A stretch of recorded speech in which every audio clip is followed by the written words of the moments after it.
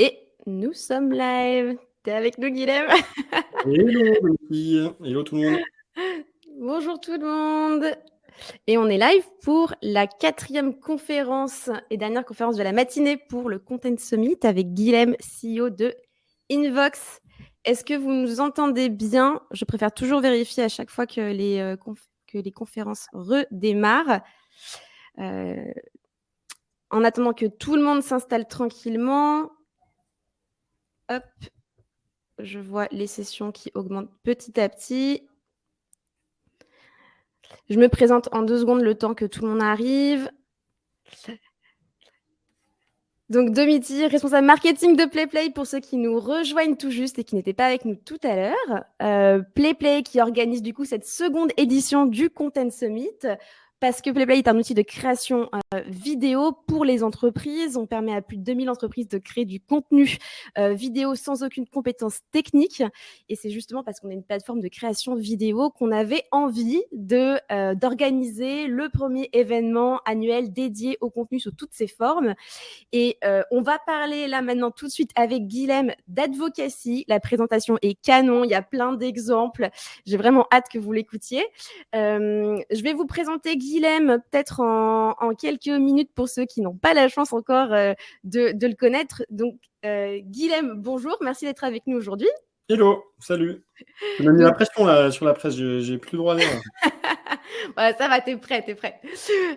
Donc, Guilhem, tu es CEO d'Invox, une agence d'inbound marketing B2B. Et en plus de ce métier à plein temps bien déjà prenant, tu es aussi professeur de content marketing et de transfo digital à HEC Paris. Tu es advisor dans de nombreuses startups et tu écris beaucoup sur l'entrepreneuriat parce que avant même Invox que tu as monté toi-même, tu as lancé plusieurs entreprises. D'ailleurs, tu parles assez librement de tes échecs. Ça fait partie parfois des sujets que tu évoques sur LinkedIn, ce qui est hyper intéressant. Petite anecdote perso, c'est quand même sympa d'avoir une petite anecdote perso. C'est le foot qui t'a mis dans le content. Alors tu me dis si je me trompe, mais tu étais, il n'y a pas si longtemps que ça, un jeune supporter ultra de Saint-Étienne et tu as lancé un blog à cette occasion parce que tu étais justement un grand fan et c'est devenu un des plus gros blogs de foot dans les années 2000 et tu as d'ailleurs revendu un média américain avant la bulle, tu as eu le nez creux ce blog. Ouais. Et deuxième anecdote pour ceux qui ne sont pas forcément fans de ballon rond, tu es aussi un gros foodie, je crois. Ceux qui aiment le pâté en croûte et la pizza, il faut vous faire inviter à la table de Guilhem. Je crois qu'il cuisine très très bien. Exactement, ouais. C'est un peu clivant comme choix, mais peut-être moins la pizza que le pâté croûte, mais effectivement, ouais, j'aime bien m'essayer à ce genre d'exercice. Avant qu'on commence, qu'on rentre dans le vif du sujet, petit rappel du coup sur la modération. Vous pouvez poser vos questions dans l'onglet questions et surtout évitez de le faire dans le chat, sinon on aura plus de mal à les retrouver. Vous pouvez voter pour les questions qui vous intéressent le plus et Guilhem y répondra à la fin de sa présentation. Il a aussi un petit sondage pour vous, juste une question à vous poser pour mieux connaître vos enjeux. Donc, s'il vous plaît, répondez à son sondage, comme ça, il pourra adapter son discours. Je vais l'ouvrir, il va apparaître dans l'onglet sondage. Donc voilà, je vous laisse. Alors, si vous voulez bien effectivement répondre, la question, elle est très simple. Il y a 4 possibilités. Il y en a 2 qui concernent ceux qui sont en posture de dirigeant, donc CMO, directeur marketing, DIRCO, CEO, Co. Il y en a 2, c'est je suis pas assez sur LinkedIn ou je suis déjà super bon sur LinkedIn.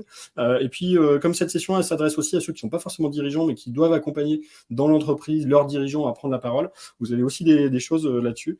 Donc, n'hésitez pas à répondre. Et ceux qui sont juste curieux, ça existe encore et c'est une bonne possibilité. Pour l'instant, on est à quasiment 2/3 de personnes qui veulent amener leurs dirigeants sur LinkedIn et puis le reste se partage un peu entre curieux et puis dirigeants eux-mêmes. Voilà, donc plutôt forte majorité de personnes qui doivent amener leurs dirigeants, leur équipe dirigeante sur LinkedIn pour l'instant ou sur les réseaux sociaux. Tu vas nous donner les clés pour les convaincre du coup. Effectivement, continuez à répondre tant que le sondage est encore ouvert, c'est super intéressant, ça permet d'affiner. C'est un bon 2 tiers. Ça s'affine pas mal vers le 2 tiers, effectivement. Cool.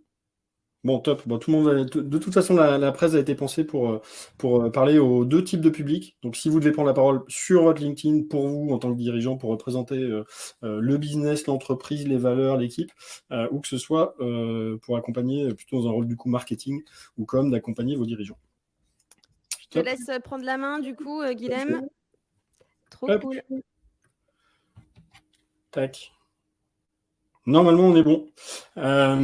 Écoute, merci Domiti pour l'intro et puis aussi pour l'invitation à parler. Je suis ravi d'être avec vous aujourd'hui. On va parler d'un sujet dans la grande panoplie des contenus qui m'intéresse beaucoup, qui est le contenu dédié aux réseaux sociaux et là-dedans d'un sujet un peu particulier. Et avant de commencer, je tenais à vous montrer un peu l'équipe Invox qui fait ces choses-là au quotidien autour de moi à Lyon. On est une quarantaine aujourd'hui. Notre métier, on n'est pas une agence LinkedIn, on n'est pas une agence d'advocacy, on est historiquement une agence un peu plus large que ça, on fait pas mal de choses, mais dans ces choses-là, autour du contenu, autour de l'automation, autour du développement des audiences, il y a un sujet qui a beaucoup explosé ces dernières années, qui est la partie social media, présence des entreprises et de leurs équipes sur les réseaux sociaux. Et comme on est une agence B2B, notre réseau de cœur, c'est LinkedIn, et c'est le réseau sur lequel on travaille aujourd'hui le plus. Dans LinkedIn, il y a plein de choses aujourd'hui, ça s'est vraiment développé, on peut faire de la pub, les entreprises peuvent prendre la parole, les recruteurs peuvent aller utiliser des outils, les commerciaux peuvent utiliser Sales Navigator ou faire du commerce. Ce qui nous intéresse plus particulièrement aussi aujourd'hui, c'est ce côté comment l'individu prend la parole en son nom sur les réseaux, mais avec sa casquette, sa posture de professionnel. Ça, c'est ce qu'on appelle l'advocacy. Advocacy, en français, c'est le côté ambassadeur, porte-parole. Et donc, l'advocacy, c'est le fait pour une entreprise un peu d'organiser la prise de parole de ses collaborateurs sur les réseaux. Ça, c'est quelque chose qui est assez balisé depuis un moment. C'est difficile d'y passer. Il faut changer les cultures, il faut s'organiser. Mais au sein de ce sujet-là, il y a un autre sujet intéressant, qui est celui de la prise de parole des dirigeants eux-mêmes. Quand je regarde, moi je dirige à ma petite échelle Invox, quand je regarde un peu ce qui se passe sur LinkedIn, c'est un bon réseau de jeu, un bon terrain de jeu pour moi. J'y vois notamment deux choses super intéressantes. Ce genre de message, donc là je suis dans la messagerie, je ne suis pas sur le côté je publie et des gens réagissent, je suis vraiment dans la messagerie, donc dans le côté mon lien perso avec d'autres personnes. J'ai pas mal de gens aujourd'hui qui postulent, qui vont pas sur le site de job, qui vont pas sur Welcome to the Jungle, mais qui passent sur LinkedIn avec un lien direct avec le dirigeant, une partie de l'équipe aussi chez nous, et qui vont dire tiens, j'ai vu que vous recrutiez ou j'ai vu que vous étiez une boîte sympa, j'ai envie de venir bosser chez vous et je vous envoie mon CV, est-ce qu'on peut se prévoir un échange. Donc ça c'est ce que je viens de mettre. Et puis le deuxième chose que j'avais montré juste avant, c'est le côté commercial. J'ai aussi aujourd'hui, à chaque fois que je poste sur un sujet, j'essaie de prendre des sujets d'expertise pour Invox, je vois ressortir des gens qui me disent tiens, ton sujet ça m'intéresse, on a cette réflexion, est-ce qu'on peut se parler? Ça passe pas par le standard, ça passe pas par le contact form sur le site, ça passe pas par des formulaires commerciaux, ça passe vraiment aujourd'hui par une discussion dans LinkedIn. Donc ça veut dire qu'il y a quand même un truc qui se passe depuis maintenant quelques années sur ce côté incarnation de l'entreprise, mais sur des personnes, et notamment sur les dirigeants. Si on arrive à être accessible, à se montrer accessible et à protéger du temps pour à la fois prendre la parole et puis répondre aux personnes qui réagissent, en fait, il y a pas mal de choses à faire. Aujourd'hui, quand on traque ce que ça nous rapporte chez Invox, cette présence, aujourd'hui, sur mon profil, ça ramène un tiers des touches business qui rentrent par premier point de contact sur LinkedIn.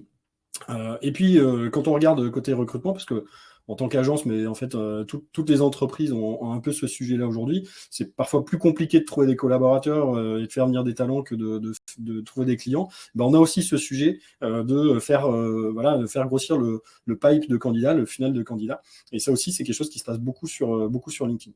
Alors forcément, ça nous a fait réfléchir, ce sujet, quand on a vu un peu dans les analyses de provenance de business ou dans le tracking d'où viennent les candidats, que ça prenait quand même une place ultra importante. On s'est dit, on va quand même analyser ce qui se passe ailleurs. Alors Adélie, chez nous, c'est dévoué, ou plutôt on a fait se dévouer. Elle a passé quelques mois à analyser manuellement, à essayer de vraiment comprendre ce qu'il y avait, plus de 300 entreprises. Alors plutôt B2B, c'est ce qui nous intéressait nous, plutôt de taille intermédiaire, en retrouvant les dirigeants de ces boîtes-là. Donc elle a retrouvé un peu plus de 2000 dirigeants, elle a regardé comment est-ce qu'ils prenaient la parole, et elle a analysé un peu plus de 30 000 publications pour comprendre comment est-ce qu'ils sont présents sur LinkedIn et qu'est-ce qu'ils en retirent. Déjà, il y a un constat, c'est que finalement, il y en a très peu qui sont actifs sur les réseaux. Sur tous ceux qu'on a vus, qui sont dans des boîtes importantes, qui ont des postes de responsabilité, il y en a un quart qui est actif. Il y en a même quasiment 7% qui ne sont pas présents du tout sur LinkedIn, qu'on ne retrouve pas. Quand on a le nom du dirigeant, on le cherche, on ne le trouve pas. Mais donc, il y a seulement un quart des dirigeants qui sont actifs. Et quand on regarde sur ceux qui sont actifs, finalement, c'est assez léger comme prise de parole, puisqu'en général, ils vont avoir 1 à 2 interactions par mois. Alors ça pose la question, finalement, si les gens n'y vont pas, pourquoi? Et est-ce que c'est pas une question de motivation, de se dire pourquoi est-ce que j'irai sur LinkedIn et qu'est-ce que je peux en attendre, quel que soit finalement mon job de direction, que ce soit la RSE, finance, achat, ressources humaines, en fait, tous les postes de dirigeants sont concernés. Qu'est-ce qu'on peut en attendre? En fait, il faut déjà partir de ça. C'est le fait d'être bien présent. Si demain je suis bien présent, qu'est-ce que je vais avoir? Déjà, il y a un sujet un peu de leadership d'opinion. Aujourd'hui, il y a beaucoup d'entreprises qui essayent d'être vues en presse, donc qui vont dépenser de l'argent pour se faire connaître en presse, pour porter un message, où on va essayer d'aller parler dans des conférences, avoir un impact pour porter la parole. On se rend compte aujourd'hui que sur LinkedIn, il y a énormément d'audience. C'est un carrefour d'audience sur lequel il y a du volume. Et souvent, en plus, il y a du volume qualitatif, parce qu'on va pouvoir assez bien savoir qui va lire et à quel volume ça va se faire. Donc, il y a un peu ces questions de si je ne parle pas, si je n'existe pas sur les réseaux, en fait, j'affaiblis ma capacité à représenter l'entreprise sur ses expertises et à l'incarner. Le deuxième point, c'était un de mes exemples de départ, c'est que ça apporte du business aujourd'hui, en fait. C'est un vrai canal d'acquisition, de discussion commerciale, et c'est quelque chose qui peut se faire, évidemment, dans vos équipes commerciales, mais qui doit se faire aussi, finalement, au top niveau, au top management, parce qu'il y a aussi un rôle commercial à faire pour faciliter, évidemment pas sur tout type de business, mais au moins de choisir les business les plus importants. Le troisième point, idem, c'était mon sujet un peu de départ, mon exemple de départ. Il y a ce côté marque employeur, de représenter. Et là, il y a un vrai impact de finalement toute la pyramide dans une entreprise, qui est de dire la marque, ok, elle peut prendre la parole sur sa page entreprise, mais tout ce qui sera mis dessus sonnera quand même un peu corporate. Et aujourd'hui, c'est pas ce type de message qui va vraiment fonctionner sur les réseaux sociaux et qui va provoquer de l'engagement, qui va provoquer des réactions et qui, au final, va avoir une portée, une force suffisante. Donc, il y a un vrai côté. Il faut que les collaborateurs puissent prendre la parole et que les dirigeants puissent le faire. Parce qu'il y a aussi derrière ce rôle un peu d'exemplarité.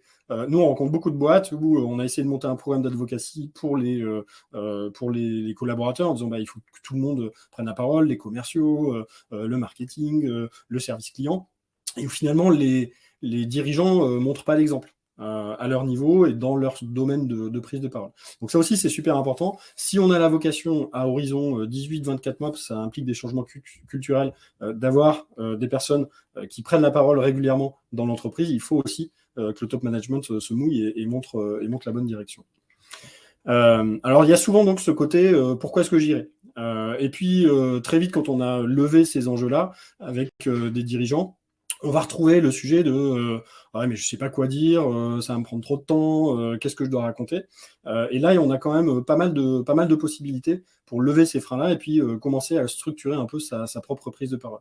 Je vous ai gardé quelques exemples qui sont tout droit sortis de notre étude, des choses qu'on a vues qui sont plutôt intéressantes. Alors, il y a tout un tas de prises de parole qui sont plutôt autour des bonnes réalisations de l'entreprise. L'entreprise va bien, on le dit, on est quand même plutôt dans le journal des bonnes nouvelles sur LinkedIn.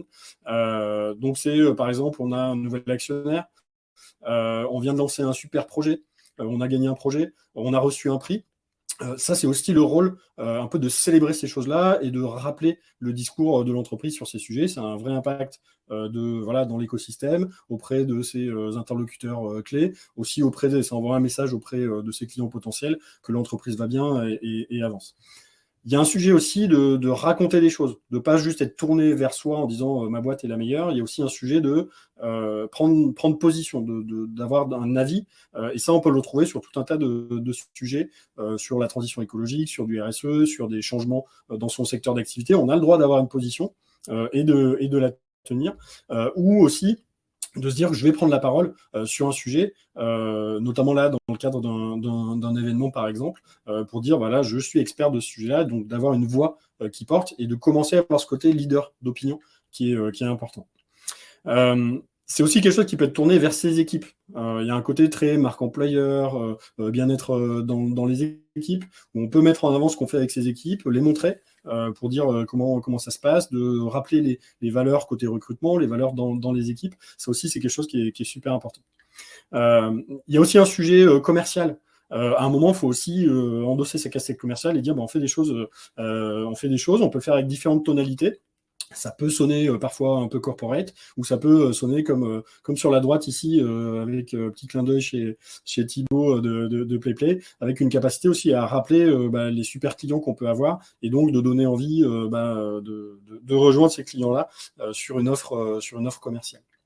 Et puis en dernier lieu, ça reste un réseau d'expression perso. C'est mon compte. L'idée, c'est pas d'avoir la voix de son maître ou l'œil de Moscou qui force un peu ce que je vais raconter. On peut aussi laisser de la place à ses passions, à ses envies. Moi, de temps en temps, je parle de bouffe. Voilà, je parle peu de foot parce que voilà, il n'y a pas trop grand-chose à dire sur Saint-Etienne en ce moment. Mais voilà, il faut aussi laisser un peu de place à ses propres, à sa propre personnalité, tout comme dans une relation commerciale ou dans une relation de recrutement. À un moment, on va aussi dériver sur un sujet plus perso pour comprendre un peu qui sont les personnes et ce qu'elles font. Les 8 euros, elles sont pas au bureau, de savoir aussi ce qu'elles font dans leur vie. Donc ça, c'est un peu les différentes choses qu'on peut retrouver. Avec quelques exemples, en réalité, le jeu, il est très simple. Nous, on a recensé 8 cases, on pourrait trouver d'autres façons de le faire, mais on a recensé 8 cartes qu'on peut jouer sur les réseaux. Et finalement, on n'est pas obligé de tout faire, mais tout dirigeant va trouver un petit peu des choses avec lesquelles il est à l'aise, pour commencer à minima, de se dire, OK, moi je veux être juste la marque et un peu d'expertise, ou je veux avoir plus un avis, lancer des débats, faire des choses comme ça, ou ce qui m'intéresse, c'est la RSE et la marque employeur, d'essayer de trouver quelques cases dans lesquelles on se sent bien, et d'arriver à construire à partir de ça. Normalement, quand on a levé ces deux sujets, le pourquoi est-ce que je le fais et de quoi est-ce que je peux parler, en général, il n'y a aucune raison qu'il n'y ait pas d'envie à y aller. Le dirigeant, évidemment, il a envie d'incarner, de montrer l'expertise, de célébrer les réalisations, de faciliter du business, et évidemment qu'il a des choses à dire sur au moins une de ces cartes-là. Donc la vraie question qui se pose derrière, sur les notamment 3/4 dans notre étude, mais plus généralement en France, des dirigeants qui n'y vont pas ou qui y vont de manière très molle aussi, parce que même sur ceux qui y vont, il y a des trucs qui sont quand même pas bien faits, c'est de se dire comment est-ce que je connais les règles du jeu et comment est-ce que je me structure pour que le temps du dirigeant soit mis à bon escient et que éventuellement autour de lui, il y ait une agence, il y ait un free, il y ait des gens dans son équipe marketing qui l'aident à structurer ça et à prendre la parole. Et donc là, on rentre dans le domaine de c'est quoi un peu les bonnes pratiques et comment est-ce que je peux performer sur LinkedIn. Je vous ai, pour ce matin, en fait, il y en aura un petit peu plus, mais j'ai ciblé 6 choses qu'on peut citer là-dessus, sur quelques conseils pratiques pour mettre en œuvre. La première chose, c'est que c'est très dur de prendre la parole sur LinkedIn si je me retrouve un peu devant LinkedIn, jour nouveau poste, et je dois taper quelque chose. C'est super difficile de le faire, et surtout, ça va très vite s'essouffler si on n'a pas pris le temps de formaliser une ligne éditoriale. Alors, qu'est-ce que ça veut dire de formaliser une ligne éditoriale? Là, on vous a pris un exemple réel. On a masqué quelques petites infos, mais là, on est dans une grosse PME industrielle, et on est sur le profil du dirigeant, donc le CEO. De quoi est-ce qu'on va parler? On va se dire, déjà, pourquoi est-ce que je vais sur LinkedIn en tant que dirigeant? C'est quoi mes objectifs? Sinon, on va perdre un peu son temps. Une fois qu'on a fait ça, on va se dire à qui je parle. Il faut définir un type de cible. Ça va permettre d'affiner un peu la façon dont je vais pouvoir prendre la parole. Je vais définir les grands sujets sur lesquels j'ai envie de prendre la parole, histoire de ne pas s'éparpiller, de ne pas être juste réactif à de la news. Sinon, je vais juste passer mon temps à commenter la vie des autres. Là, il faut se réapproprier ça en se disant qu'est-ce que je veux comme sujet, quels sont mes sujets de prise de parole. Le troisième élément, c'est la tonalité. C'est comment est-ce que je veux parler. On a des dirigeants qui restent quand même très, pas coincés, mais qui restent quand même très prise de parole un peu froide, très corporate. On a d'autres qui ont envie d'être vraiment eux-mêmes, de lancer des débats, de parler de manière très orale, même à l'écrit sur LinkedIn, de faire éventuellement un petit peu de vidéo. En tout cas, là, on a vraiment le triptyque. Une fois que je sais ce que je veux faire et pourquoi je veux le faire, d'avoir ce triptyque de à qui je parle, qu'est-ce que je leur dis et comment j'ai envie d'exprimer mon message. Ça peut donner lieu aussi derrière à des choses, des do's et des don'ts, de qu'est-ce que je veux pas. On peut l'exprimer de différentes manières.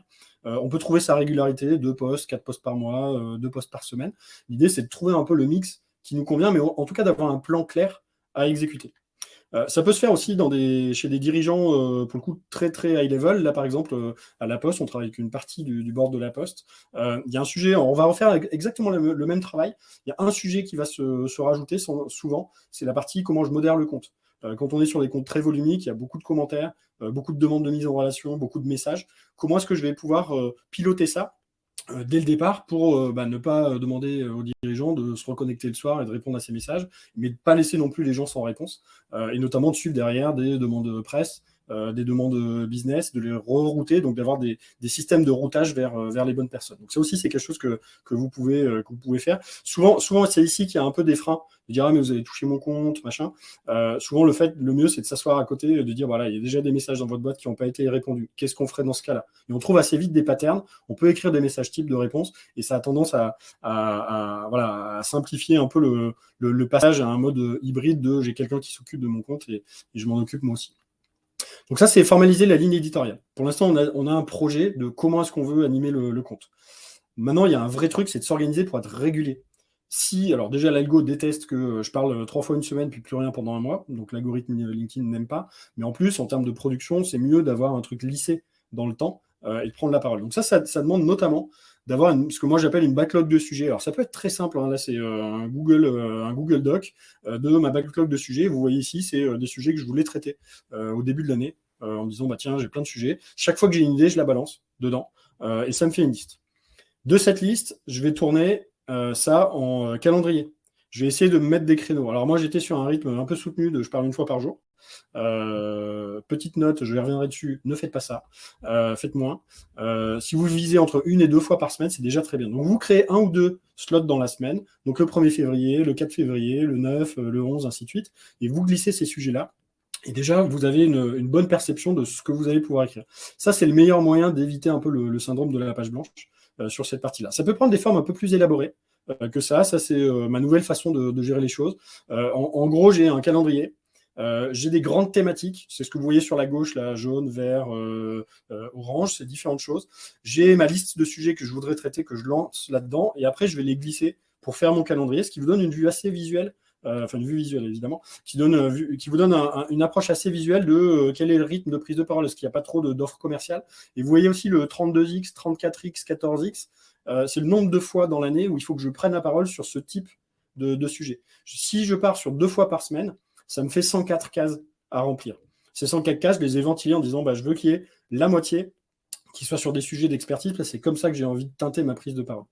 Ce qui est intéressant de fonctionner comme ça, c'est quand j'ai plusieurs dirigeants. Là, par exemple, j'ai un board. Vous voyez à droite, j'ai plusieurs personnes qui sont liées à ça. Je peux moduler un peu dans un board les sujets. Parfois, on va avoir tout le board qui va parler du même sujet, donc tous les dirigeants qui vont mettre un tempo sur quelque chose, et puis parfois ils vont vivre leur vie au gré de leur business unit, de leurs besoins. Je suis DRH, j'ai un gros besoin sur certains recrutements, je vais plutôt me focaliser là-dessus.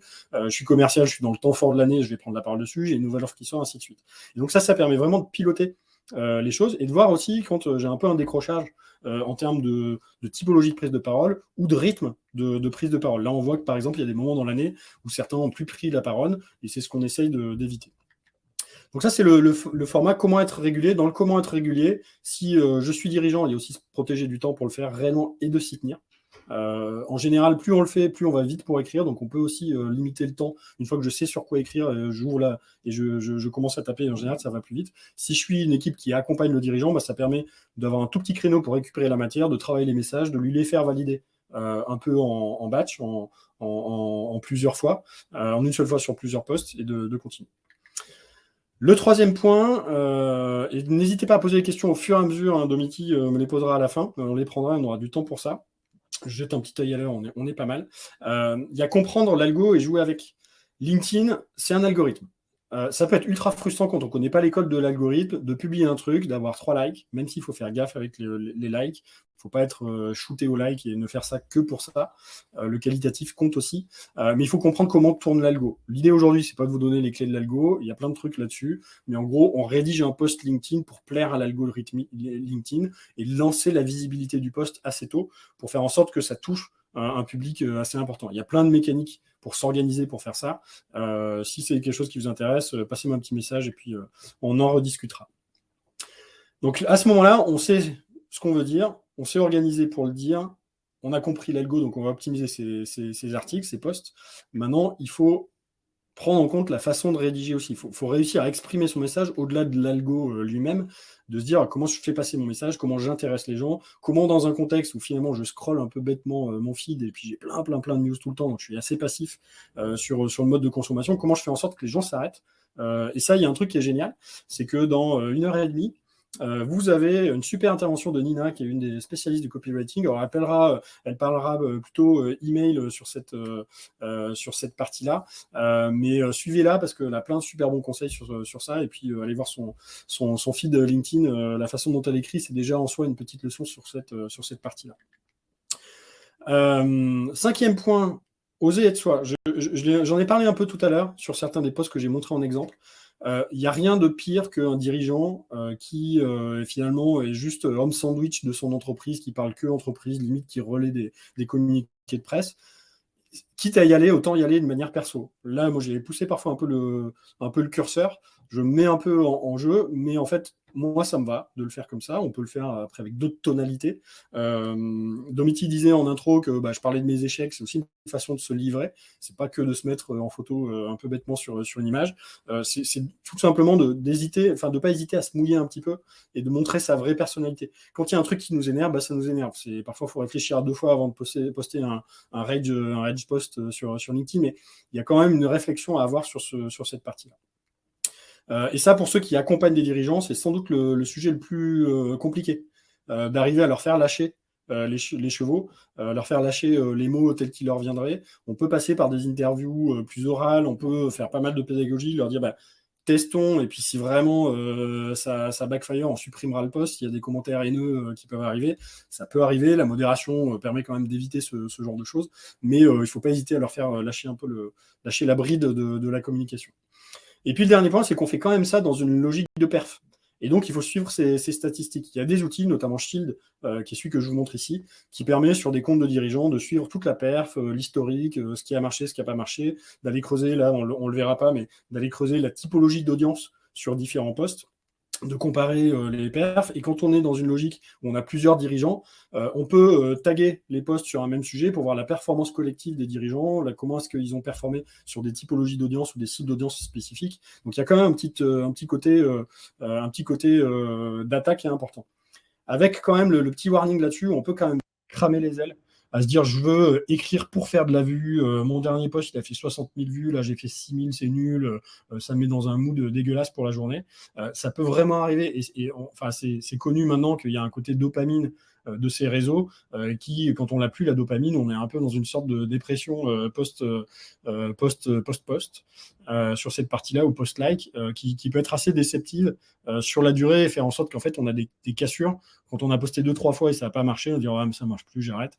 Donc il faut vraiment prendre un peu de distance avec ça et vraiment de voir le truc dans la durée, sur la qualité de l'audience que je vais construire, sur la qualité des messages que je vais déployer et sur la capacité à instaurer cette culture et les mécaniques au sein de l'entreprise qui, sur le long terme, c'est vraiment une boule de neige. Le truc, ça ne fait que grossir, donc il ne faut pas non plus se précipiter pour vouloir avoir ça. Pour finir, sur la partie analyse, tout à l'heure, je parlais des retombées positives qu'on pouvait avoir. En fait, en face de ces retombées, on a des KPI, on a des indicateurs.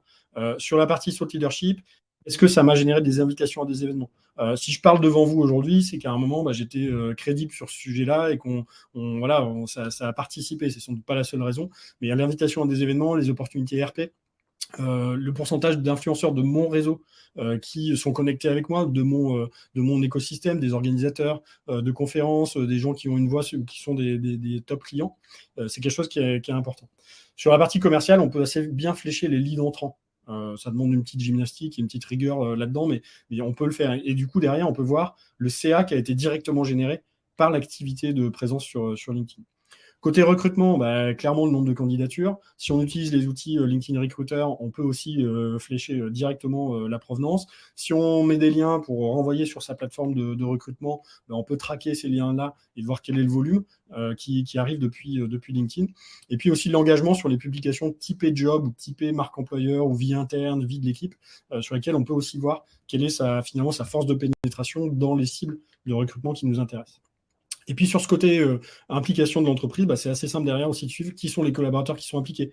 Ceux qui réagissent au poste des dirigeants, ceux qui partagent, ceux qui à leur tour prennent la parole dessus, et donc le total des engagements qu'on peut avoir sur cette partie-là. Comme on parle à 2/3 de personnes qui ne sont pas dans un job de dirigeant mais qui veulent embarquer leurs dirigeants, il y aurait plein de choses à dire. Souvent, c'est je casse le frein culturel, je pose les bons process, je structure la production de contenu. et derrière, je suis la performance. On a essayé de mettre tout ça. Il se trouve que c'est un de mes posts récents. Donc, si vous allez voir sur mon LinkedIn, vous retrouverez le lien sans problème. Sinon, il est ici. Je vais le mettre dans le chat pour ceux que ça intéresse. Tout de suite. Tac. Paf, vous pouvez le retrouver. On a fait un doc, voilà, une trentaine de pages avec toutes les étapes pour mettre en place l'advocacy dirigeant quand on n'est pas dirigeant soi-même et qu'on veut monter un programme là-dessus. Donc, je vous invite à aller y jeter un petit coup d'œil. Ça vous permettra de voir aussi les types de contenus qu'on fait chez Invox. Voilà, Domiti, je crois que je suis quasi pile dans les temps. Quelle gestion du timing, 10 minutes à la seconde près. C'est impressionnant. Merci beaucoup, Guilhem. Il y avait beaucoup d'infos, c'était hyper intéressant. Il y a eu plein de remarques dans le chat et dans les questions. Je vais te laisser regarder, mais la première question qui remonte, c'est vraiment, en fait, je pense, de comment faire de l'advocacy au-delà des dirigeants. D'ailleurs, Ouais. pourquoi les dirigeants plus que les autres, hein, c'est d'ailleurs une des questions qui avait été posée. Évidemment, je pense que tu vas nous expliquer qu'on peut faire de l'advocacy au-delà de ses dirigeants avec tous ses employés. Et donc, la question, c'est comment on fait pour transformer ses collaborateurs en ambassadeurs de marque. Je pense que là, il y a une double question pour toi. C'est comment on les motive, parce que tu te dis, bon, un dirigeant, c'est sa boîte, ou alors un exec. Ouais, mais même ça, c'est compliqué. Ouais, même ça. Mais bon, tu peux limite te dire, il a plus de motivation peut-être qu'un employé, on va dire, un peu plus classique. Et au-delà de la motivation, comment on les aide dans la production? Parce que tu l'as montré, c'est du travail, il faut trouver les angles, il faut écrire. Donc voilà, ça, c'est une vaste question, mais j'ai l'impression que ça a intéressé tout le monde parce qu'on en a plusieurs qui ont été votés sur ce sujet. Très clair. Je vais essayer de faire une réponse un peu multiforme, parce qu'il y a plein de sujets et on touche au cœur du truc. Je n'oppose pas advocacy dirigeant et advocacy. Évidemment qu'il faut. La cible, c'est que l'entreprise, dans sa culture, trouve ça normal de parler de sujets d'expertise et de le faire avec la bonne tonalité qui fait que c'est positif pour la personne et c'est positif pour la boîte. Maintenant, quand on a dit ça, c'est un peu une vision parce que ça se fait pas facilement. Et même chez Invox, nous, on a monté plusieurs fois des programmes d'advocacy. On a commencé à trouver un peu le truc. Donc, qu'est-ce qu'on comprend de ça? Déjà, on n'oppose pas les deux. Souvent, c'est quelque chose qui est venu de la direction marketing qui dit il faut que tous les employés parlent. On a commencé à mettre en place des choses et à un moment, on s'est dit mais c'est pas logique que les dirigeants le fassent pas aussi et qu'ils montrent l'exemple. Donc, c'est pour ça qu'on a commencé à se dire la raison pour laquelle ils le font pas, c'est pas la même parce qu'ils ont des agendas différents. Ils ont un niveau de seniorité aussi un peu différent. Et quand on travaille avec des dirigeants qui ont plus de 50 ans, il y a une couche d'éducation aussi un peu différente à faire. Mais l'idée, c'est bien de faire avancer les deux en parallèle. Sur l'advocacy, il y a déjà beaucoup de choses qui ont été dites. Une des règles, c'est de ne pas forcer les gens. Il faut le faire sur l'axe du bénévolat. Si les gens ont envie de le faire, il faut qu'ils le fassent. Et c'est complètement OK de commencer sa relation avec l'advocacy avec seulement 3, 4, 5, 10% de sa boîte qui a envie de s'engager. C'est très bien comme ça. Et puis, il y a tout un tas de gens qu'on ne veut pas engager de toute façon parce qu'ils sont plutôt détracteurs du truc, dire moi, jamais la boîte, machin. Donc, de toute façon, c'est très bien de le faire qu'avec des gens qui sont volontaires. Une fois qu'ils sont volontaires, ce qui est super important, c'est de les nourrir. C'est de leur donner les raisons de pourquoi le faire, de les éduquer sur comment ça marche l'algorithme. Il y a ce côté, j'ai envie d'apprendre. Souvent, c'est les gens qui ont envie de partager, ils adorent apprendre. Donc, il faut les nourrir de ça. Et petit à petit, de les guider sur comment est-ce que je peux faire ma propre ligne éditoriale. C'est quoi mes sujets, comment je peux tester, les accompagner sur les premières publications. Donc, de ne pas hésiter à faire un peu de coaching, à dire, écris ta publi, et puis avant de la publier, on va la revoir ensemble pour voir comment est-ce que je peux l'améliorer pour que ça rentre dans les canons de beauté standards de l'algo LinkedIn et de ce que les gens veulent lire, et éventuellement de mettre à disposition ce que nous on aime bien faire. C'est pas des messages prêts à poster. On faisait ça dans l'ancien temps de l'advocacy, mais le côté j'ai plein de personnes qui répètent la même chose, en fait ça fonctionne pas, c'est pas naturel. Donc plutôt de leur donner des pistes de sur quoi ils pourraient prendre la parole, avec un peu des pistes de visuel aussi, c'est super important, pour diminuer un peu le niveau d'implication qu'il faut pour quand même réussir à poster. Et ça, il faut le faire. Après, il y a un petit côté incentive de comment est-ce que je reward ceux qui le font. Et on se rend compte que quand on a cette première groupe qui commence à prendre, si je valorise ça auprès des autres qui ne le font pas encore, en général, il y a des gens qui demandent d'eux-mêmes à rejoindre le programme. Quoi qu'il en soit, on n'aura jamais plus de 30-35% d'une boîte qui prend la parole. Et je pense que c'est la target qu'il faut avoir. Et donc, si on a 20% de sa boîte qui prend la parole, il faut déjà se dire, franchement, on a déjà fait un super bout du chemin. Et c'est très bien comme ça et c'est suffisant. Je ne peux que plus soyer tout ce que tu viens de dire. Nous, chez PlayPlay, c'est vraiment la stratégie qu'on a mis en place et d'ailleurs, je crois que sur le compte Summit, on a plus de 20 des inscriptions qui viennent de l'employé advocacy et clairement, les personnes qui, prennent la parole, ce sont des personnes qui sont bénévoles et on les a coachées sur, le copywriting notamment, et c'est souvent, en ayant un premier pool d'employés qui montrent l'exemple qu'on va pouvoir, je pense, motiver d'autres employés pour suivre l'exemple. Donc super intéressant. On avait aussi une question sur une population un peu plus particulière. C'est une question qui a été très votée. C'est les équipes sales et le social selling. C'est vrai que toi, tu nous as dit que tu étais en mesure de traquer les opportunités qui venaient de tes postes. Tu disais un tiers, ça paraît d'ailleurs assez énorme. Donc, il y avait une autre question à ce sujet. D'ailleurs, c'est comment concrètement tu fais pour traquer ce chiffre-là. Donc, quid du social selling? Ouais, social selling, moi je trouve que c'est un des domaines les plus intéressants sur LinkedIn, c'est d'arriver à comprendre ça. Il y a beaucoup de trucs qui sont mal fait parce que c'est encore jeune comme industrie, où c'est un peu bourrin, où c'est un peu j'ai un truc à te vendre, est-ce que tu es dispo à 9h30 mardi pour en parler? C'est pas ça le social selling. Le social selling, il y a de toute façon une part d'advocacy. Si les commerciaux montrent pas de l'expertise et travaillent un peu leur visibilité, ça a tendance à moins bien marcher. Et ensuite, le côté social selling aujourd'hui, c'est devenu assez mécanique. De moins en moins, on le réserve à tous les commerciaux. Quand on a commencé à faire du social selling, ça va faire 6 ou 7 ans maintenant, on avait des directions commerciales qui disaient, voilà, j'ai 35 commerciaux, il faut qu'ils soient tous sur LinkedIn pour prospecter. On se rend compte aujourd'hui qu'il faut les amener à être un peu plus visibles sur LinkedIn, mais pas forcément pour prospecter, mais pour entretenir, discuter avec leur touche, aller chercher de temps en temps quelques nouveaux contacts, mais pas forcément de manière très prospection acharnée. Et c'est plutôt quelques social sellers qui vont être dédiés à ça. Donc il y a deux couches à faire. Il y a une couche un peu de maîtrise des outils LinkedIn et de visibilité pour tous les commerciaux, et puis quelque chose de plus structuré sur quelques profils plus chasseurs de ce côté-là. 16 navigateurs permet beaucoup de lisser des choses. On peut le connecter avec des CRM aujourd'hui, avec du Salesforce, avec du HubSpot. Donc là aussi, il y a des ponts qui commencent à s'organiser et je peux savoir qu'effectivement, c'est des contacts que j'ai prospectés et que j'ai enrôlés dans des séquences de prospection éventuellement. On peut rajouter du growth machine pour faire plutôt de l'emailing de prospection qui est rattaché un peu à du social selling. Aujourd'hui, on travaille sur les deux canaux. Moi, très concrètement, quand ça rentre sur moi, je le mets dans mon HubSpot et je l'affecte à la source entrée LinkedIn, ce qui me permet d'avoir des vues là-dessus sur cette partie-là. Et le travail avec les commerciaux, c'est un travail spécifique. Ils ont des attentes particulières, ils ont des rôles particuliers, ils ont un côté prospection qui est inhérent à leur métier, qui est un peu différent. Là, on va vraiment travailler sur du targeting de personnes, là où l'advocation est plutôt dans j'exprime un message et puis finalement vient consommer le message qu'il veut. Là, sur la partie social selling, on est plus sur j'ai identifié des cibles, je dois mettre le pied dans la porte et les discuter d'un truc intéressant avec eux pour en faire des prospects intéressants ensuite. Yes, et puis souvent les commerciaux, ils ont une audience sur LinkedIn qui est effectivement très proche de l'audience cible de l'entreprise, puisqu'en en général, ils rajoutent tous leurs prospects. Donc, ouais, même ça, c'est des bonnes pratiques à avoir. On peut automatiser des choses. Nous, en général, quand on commence à bosser sur ces sujets-là, on a une première session, on fait ouvrir le LinkedIn de tout le monde. Et on leur dit, OK, sur la dernière année, des gens avec qui tu as signé ou tu as failli signer, avec qui tu n'es pas en contact sur LinkedIn. Et honnêtement, il y a moins de 50% des commerciaux qui font ce travail-là de manière systématique. Ouais. Donc même là, il y a quand même beaucoup de perfs à aller chercher.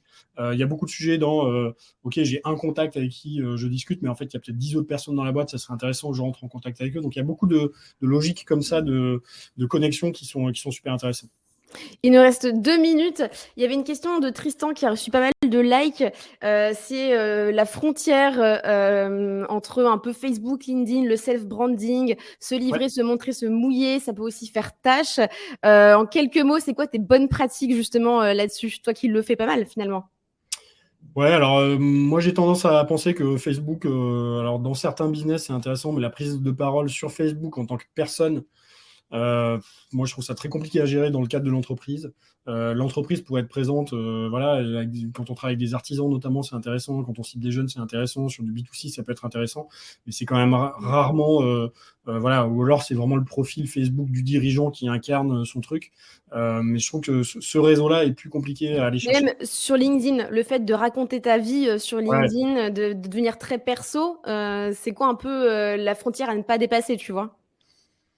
Moi, j'ai envie de dire, c'est une source, enfin, c'est un endroit d'expression. Donc, les gens disent ce qu'ils ont envie de dire. On n'est pas obligé de les suivre. Moi, je unfollow beaucoup de gens maintenant sur LinkedIn, parce que ça me saoule. Tout ce qui est politique, j'en ai rien à foutre. Il y a, voilà, la rentrée des classes, c'est mignon, mais voilà. Moi, je trouve que ça, dans ma ligne éditoriale, ça aurait pas sa place.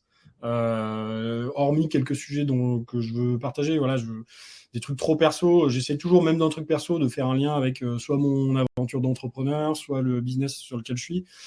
À chacun de trouver son truc. Honnêtement, moi, j'ai pas de vocation à être censeur de ça et à dire c'est bien ou c'est pas bien. Chacun exprime ce qu'il veut. À l'époque des blogs, il y avait les overblogs ou des choses comme ça, les MySpace, où il y a des trucs complètement dégueulasses, où il y a certaines traces. Encore, c'est rigolo de trouver des choses. Quand on cherche sur des personnes, on va ressortir des trucs de leur adolescence. Moi, j'ai pas de parti Ok. pris là-dessus.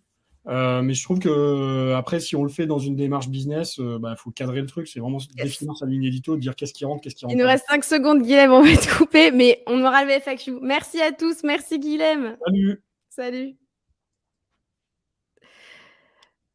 Hop. Je pense qu'on n'est plus en live, malheureusement, on peut pas gérer les timings avec Goldcast, mais ça permet C'est d'être pas direct. grave, écoute. Ah, on est encore en ligne? On peut encore répondre aux questions alors? Bon, Ah, bah mais écoute, super, restez on a ici. encore plein de gens présents, donc je pensais qu'on avait plus le temps. J'ai toute mon équipe qui m'a fait signe, c'est bon, vous êtes encore en ligne. Parce qu'on a répondu hyper vite à cette question. Alors d'ailleurs, il y avait tout le monde qui voulait savoir quel était ton super outil de calendrier. Donc tant qu'on est encore en ligne, j'en profite. Ouais. Je peux partager ça. Peut-être qu'on partagera un template de ça. On le fait sur Miro. On s'est construit un truc sur Miro pour faire ça de manière sympa et que ce soit collaboratif. On peut aussi, du coup, en parler à distance. On peut interagir dessus. Quand on est dans les phases d'idéation de quoi je peux parler, c'est pas mal de le faire à plusieurs pour remplir les post-it. Après, se dire, ah, là, il y a un temps fort là-dessus. Bah non, là, je suis en vacances, donc je vais pas y aller. Donc, on fait tout ça sur Miro. Tu pourras nous partager le template, comme ça on l'enverra à tout le Le monde. template n'existe pas encore pour l'instant, c'est vraiment un truc Ah, qu'on utilise en interne, mais on a dans la tête de le faire. Donc, bon, bah, dès le que jour où tu le ça crées, sortira, tu nous le partages, on suivez avance. LinkedIn suivez Invox sur LinkedIn, vous l'aurez. Ok. Peut-être une dernière question. Tu parlais pas mal de anticiper, justement, prévoir un petit peu son planning de prise de parole. Mais à un moment, tu as dit dans ta présentation, c'est aussi important d'être réactif et de faire attention au timing. Donc, c'est quoi un peu ton conseil là-dessus? Parce que finalement, les prises de parole qui marchent bien, c'est aussi les prises de parole qui sont un peu spontanées, qui font écho aussi à ce qui se passe. Donc, là-dessus, qu'est-ce que tu conseilles? Moi, je conseille de planifier, d'avoir les posts qui sont prévus, Ouais. de les rédiger et de s'y tenir. Parce que le plus compliqué, c'est pas d'avoir la motivation un soir de se dire ah putain, j'ai vu une boulette qui est sortie, ou j'ai une grosse annonce, ou j'ai un truc là chaud à dire, j'ai envie d'en parler. Quand l'envie d'en parler est là, tu ouvres, tu tapes, tu balances, et souvent ça fait des posts sans relecture sur l'énergie qui fonctionnent super bien. Ce qui est dur, c'est pas cette partie-là. Ce qui est dur, c'est toute la partie je suis pas en forme, il fait pas beau, je suis pas dans le mood. C'est là où il faut être présent de manière régulière. Et donc pour moi, tu t'organises pour avoir ce calendrier-là et savoir le produire, et donc prendre de l'avance, parce que comme tout type de contenu, plus tu es organisé, plus c'est facile à produire, et plus tu as cette routine-là, cette discipline-là, plus tu vas produire des choses de qualité sans être charrette. Et du coup, tu auras plus la place à un moment de dire ah, celui-là, je vais le décaler, parce que là, j'ai un truc à chaud à dire, Ouais. et qui en plus, ta réaction à chaud aura beaucoup plus d'impact parce que tu auras construit patiemment ton audience régulière, qui fait que le jour où tu as un truc qui sort du chapeau et tu vas être réactif, en fait, tu as une audience qui elle-même est réactive. Mmh. Donc l'important, je pense que ce qu'il faut retenir aussi de cette présentation, c'est vraiment la régularité. C'est ça qui fera qu'on aura une audience qui sera engagée sur ces prises de parole. Donc je pense que c'est ça le plus dur pour les dirigeants, mais pour tous les employés. On Donc a 15 secondes encore. Il y avait une question de Marie-Estelle sur le fait de, quand on met ça en place, est-ce qu'on travaille aussi avec la RH, avec le corporate, avec la com? super question. Effectivement, quand on travaille avec notamment des dirigeants, mais finalement même avec toute l'entreprise, c'est super intéressant dans les ateliers pour cadrer un peu les sujets dont on veut parler, cadrer les lignes éditoriales, les formats, d'inclure finalement tout le monde, parce que c'est pas qu'un truc marketing ou qu'un truc com. Finalement, ça touche effectivement au recrutement. Il faut savoir un peu quels sont les enjeux de recrutement, qu'est-ce qu'on veut pousser. Potentiellement avec la com financière aussi, il y a des enjeux. Donc le but du jeu, c'est vraiment de pas siloter le truc, quoi. C'est vraiment d'ouvrir le plus possible. Trop cool. Merci beaucoup, Guilhem. Tu as répondu à plein de questions. Bravo, chapeau. Et je vous dis à tous une très bonne pause déjeuner. Et on se retrouve du coup en début d'après-midi à 14h avec Nina. Guilhem, tu en parlais, Nina, qui est notre experte copywriting. Donc, on vous attend nombreux sur cette nouvelle session à 14h. À tout à l'heure. Merci, Guilhem. Merci Domiti, merci Pléplé, bye bye à tous. Bye bye.